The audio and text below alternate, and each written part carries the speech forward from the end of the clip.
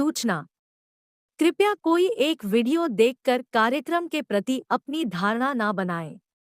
चरणबद्ध तरीके से प्राप्त किया गया ज्ञान हमें हमारे लक्ष्य तक पहुंचाता है। धन्यवाद।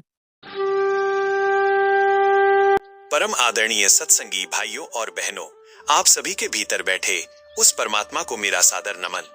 आज हम एक ऐसे विषय पर चर्चा करेंगे जो हमारे मनुष्य जन्म की सार्थकता तय करता है। मित्रों, विचार कीजिए कि यदि आप किसी रेलवे स्टेशन पर जाकर क्लर्क से कहें कि मुझे एक टिकट दे दो, तो उसका पहला सवाल क्या होगा? कहाँ जाना है? और यदि आप कहें कि कहीं का भी दे दो, तो क्या आप कहीं पहुंच पाएंगे?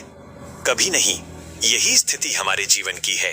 हम चल तो रहे हैं, पुरुषार्थ भी कर रहे हैं, थक भी रहे हैं, लेकिन अगर मंजिल तय नहीं है तो ये सारी भाग दौड़ व्यर्थ है।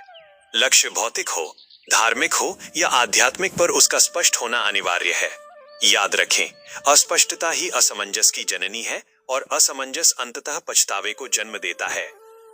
जब लक्ष्य तय हो जाए तो दूसरा चरण है पूर्ण तैयारी। शास्त्र कहते हैं कि युद्ध जीतने के लिए केवल साहस काफी नहीं, शस्त्रों का ज्ञान और अभ्यास भी जरूरी है। अपनी क्षमताओं को पहचानिए। आपकी शक्ति क्या है, उसे और निखारें। आपकी कमजोरी क्या है, उसे स्वीकारें और दूर करें। अक्सर हम अपनी कमियों से आंखें मूंद लेते हैं और यही कमियां मार्ग में पत्थर बनकर खड़ी हो जाती हैं। बिना तैयारी के लक्ष्य की ओर बढ़ना वैसा ही है जैसे बिना तेल के दिया जलाना प्रकाश कभी नहीं होगा। जीवन का पथ बड़ा टेढ़ा मेढ़ा है, यहाँ कदम कदम पर भटकाव है।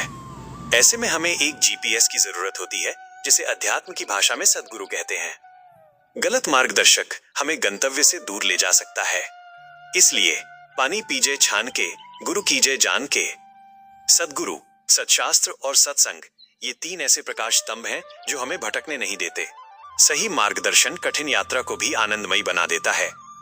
अंत में जो सबसे महत्वपूर्ण बात है, आध्यात्मिक ज्ञान को प्राथमिकता दें। संसार की तमाम डिग्रियां और धन दौलत आपको सुविधा दे सकते हैं, पर शांति केवल आत्मज्ञान से ही मिलती है। आध्यात्मिक ज्ञान वह प्रकाश है जिसके आने पर मोह माया का अंधेरा स्वतः समाप्त हो जाता है। जब नींव आध्यात्म मजबूत होती है तो उस पर भौतिक सफलता का महल भी सुरक्षित रहता है। मेरे प्रियजनों, ये मनुष्य तन बड़ी मुश्किल से मिला है। इसे केवल पेट भरने और सोने में व्यर्थ न गंवाएं। आज ही संकल्प लें। 1. अपना लक्ष्य स्पष्ट करेंगे। 2. पूरी तैयारी और अनुशासन के साथ आगे बढ़ेंगे। 3. सद्गुरु की शरण में रहकर आध्यात्मिक ज्ञान को जीवन का आधार बनाएंगे। ऐसा करने से आपका जीवन केवल सफल ही नहीं, बल्कि दिव्य और आनंदमय बनेगा। अपना बहुमूल्य समय देने के लिए आप सभी का हृदय से आभार।